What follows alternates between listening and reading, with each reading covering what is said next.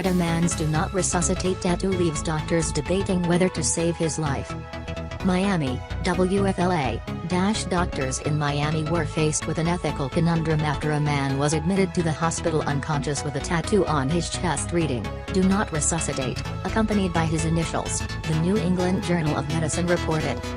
The study said he arrived at the hospital with a history of serious health problems and a high blood alcohol level. He had an infection that led to septic shock. He had no ID and medical staff failed to identify any relatives.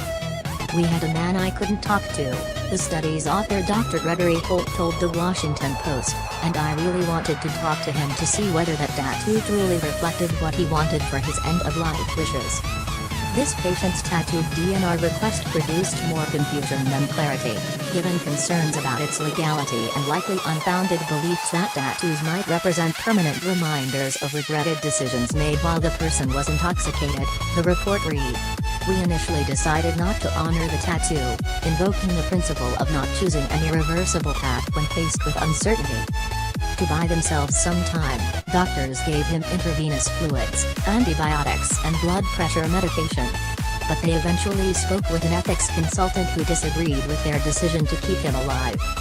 "As unorthodox as it is, you do get a dramatic view of what this patient would want," Ken Goodman, co-director of the University of Miami's ethics programs told the Atlantic Journal. Using the man's fingerprints, social workers were able to find his DNR paperwork supporting his end-of-life wishes. The unidentified patient died the next morning. Here in Florida, patients can choose not to be resuscitated by filling in an official form and printing it on yellow paper. The paper must be yellow to be legal.